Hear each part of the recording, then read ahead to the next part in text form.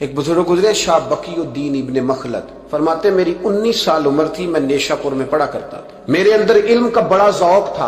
ایک استاذ کے پاس جب میں پڑھنے گیا تو میرے استاد مجھے فرمانے لگے کہ بیٹے تیرا ظرف بڑا ہے اور میرا علم چھوٹا ہے، تو کسی بڑے عالم کے پاس جا۔ میں نے استاد سے کہا کہاں جاؤں؟ تو کہنے لگے اگر ہو سکے نا تو بغداد شریف چلا جا، امام احمد بن حنبل کی بارگاہ میں حاضری دے۔ وہ حدیث کے حافظ ہیں، آج بھی آپ ان کی مسند امام احمد دیکھیں، جو حدیث کا طالب علم ہوتا ہے اسے مزہ آ جاتا ہے پڑھنے پر۔ کیا بات ہے امام احمد بن حنبل کی، اور انہیں اللہ نے اعزاز دیا کہ آج بھی مکے اور مدینے میں امام احمد بن حنبل کے مذہب پر فتویٰ دیا جاتا ہے، وہاں کے لوگ حنبلی کہلاتے، اتنی اللہ نے انہیں شان عطا فرمائی۔ کہتے ہیں میں نیشا پور سے نکلا جب تو بحری رستے کے لیے میں آنے لگا یہاں، جب جہاز میں بیٹھا نا تو رستے میں طوفان آ گیا، طوفان اس تیزی کے ساتھ آیا اور اتنے دن جاری رہا کہ ہمارے جہاز کی سمت ہی بدل گئی، ڈائریکشن ہی بدل گئی، گویا جانا ادھر تھا تو جہاز کا منہ ادھر ہو گیا۔ فرماتے جا کے کسی کنارے ہم اترے، یہ دیکھیں جو لوگ طالب علم جاتے تھے، فرماتے وہاں جا کے اترے، وہاں پتہ چلا کہ جس جزیرے پہ ہم اترے ہیں یہاں سے اگر پیدل جائیں گے تو 1.25 مہینے میں بغداد پہنچیں گے، اور فرماتے ہیں کہ پیسے بھی کوئی نہیں، ختم ہو گئے۔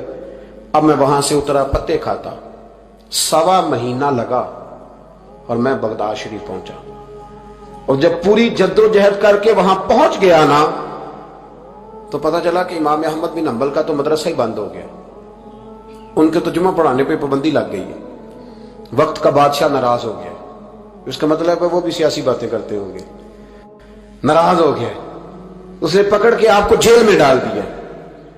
تو امام صاحب تو پڑھاتے ہی نہیں۔ فرماتے میں اب تلاش کرنے لگا کہ مجھے پتہ چلے امام صاحب کہاں قید ہیں، بتایا گیا کہ ان کو ان کے گھر کو جیل، سب جیل قرار دے کے نظر بند کر دیا گیا، اور گھر کے چاروں کونے میں پولیس کھڑی ہے۔ امام احمد بن حنبل رحمۃ اللہ تعالی علیہ کے وہ شاگرد شاہ بقی الدین صاحب فرماتے ہیں کہ میں جب وہاں پہنچ گیا، وہاں پہنچ کر کے میں نے لوگوں سے کہا کہ تم نا قریب نہ جانا، بس مجھے بتا دینا کہ امام صاحب کا گھر کہاں ہے۔ تو کہتے ہیں ایک شخص نے مجھے کہا کہ میں انگلی کا اشارہ نہیں کروں گا، آنکھ کا اشارہ کروں گا، کیونکہ حالات بڑے خراب ہیں۔ کہتے ہیں اس نے آنکھ کے اشارے سے بتایا کہ وہ سامنا گیٹ امام صاحب کا ہے۔ کہتے ہیں میں واپس آ گیا، اب ساری رات سوچتا رہا کہ امام صاحب کے گھر تعلیم حاصل کرنے کیسے جانا ہے۔ فرماتے ہیں پھر مجھے ایک تجویز سمجھ میں آئی، صبح جب میں نے اٹھا تو میں نے سر سے پگڑی اتاری، اپنے بالوں میں ہاتھ ڈال کے بال بکھیر دیے، چاروں جانب بکھر گئے، زلفیں رکھی ہوئی تھی۔ فرماتے ہیں پھر میں نے اپنی قمیض کو تھوڑا سا ایک جگہ سے پھاڑا، تھوڑا سا دوسری جگہ سے پھاڑا، ٹخنوں کے قریب کر کے کہتے ہیں میں نے جا کے تھوڑی سی تہمت کو بھی پھاڑا، ہاتھ کے اندر میں نے کاسا پکڑا جیسے فقیر مانگنے والے پکڑتے۔ اب تو فقیر کہتا نا اللہ بھلا کرے، اللہ بھلا کرے، تو اس زمانے میں کہتے تھے اجرکم علی اللہ، اجرکم علی اللہ، تمہیں اللہ اجر دے، تمہیں اللہ۔ کہتے ہیں یہ وظیفہ میں نے اچھی طرح پکایا، نظریں میں نے جھکا لی، پھٹے پرانے کپڑے پہن کے نا تو بغداد کی گلیوں میں، بغداد کی گلیوں میں تیری تلاش میں پھرا میں جنگل، پہاڑ اور دشت میں۔ کہتے ہیں بغداد کی گلیوں میں کبھی ادھر کبھی ادھر، میں نہ وہ لیے نہ کاسا، میں گھوم رہا ہوں پھر رہا ہوں، تینوں لب دیا آپ گواچے۔ کہتے ہیں میں ڈھونڈتا پھر رہا ہوں مجنو بن کے وچ بازاراں، کدی ککھاں وانگ رلائے، کدی کہایا کنبا سارا، سر نیزے اتے چڑھائے، آزم یار مناؤن دی خاطر اساں کی پیس وٹائے۔ فرماتے ہیں کہ وہ کاسا لیے تو میں نکلا، سپاہی کھڑے تھے، ان سے بھی میں نے کہا اجرکم علی اللہ۔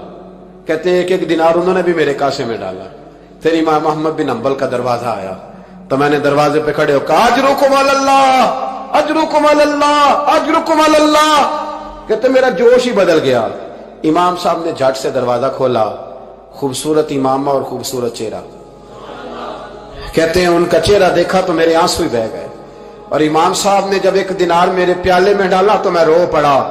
میں نے کہا بغداد کے بادشاہ، او میرے محبوب کے علم کے وارث، میں بھیک مانگنے نہیں آیا، میں تو رسول اللہ کی حدیث سننے آیا ہوں، مجھے نہ آپ نے خیرات نہیں دینی، بس مجھے ایک حدیث میرے نبی پاک روز پڑھا دیا کریں، ایک حدیث ایک حدیث۔ یہاں تو ہر جمعہ پڑھائی جاتی ہے نا، وقت نہیں ہوتا، لوگ دیر سے آتے ہیں، کہا ایک حدیث آپ نے پڑھانی ہے۔ شاہ بقی الدین صاحب کہتے ہیں امام صاحب نے میرا چہرہ دیکھا تو خوشی سے کھل اٹھے، فرمانے لگے تو کیسے آئے گا؟ کہا حضور بھکاری بن کے۔ میں خیرات مانگنے آؤں گا، یہ بھی تو خیرات ہی ہے نا، مصطفیٰ کریم کے نام کی خیرات مانگنا۔ حضور آپ نے ایک حدیث پڑھانی ہے، سنیں۔ شاہ بقی الدین کہتے ہیں میں پورا سال بھکاری بن کے جاتا رہا، یہ جذبہ، یہ شوق، پورا سال بھیک مانگنے کی غرض۔ یہاں تو ہمیں اپنے علماء میں کمزوریاں نظر آنے لگ جاتا ہے، سب ٹھیک ہے جی، وہ ایک بات نہیں ٹھیک، لہذا چھٹی، میں اب خود بہت بڑا محدث ہوں، مجھے کیا ضرورت۔ یہ کمزوری ہے، اس لیے اخلاقی رویے لوگوں کے مضبوط نہیں رہتے، اس لیے دنیا داری کی ساری باتیں آتی ہیں پر دین نہیں آتا، کیونکہ ہمارا وہ شوق نہیں، وہ انداز نہیں۔ ہم کون بھکاری بننے کو تیار ہے؟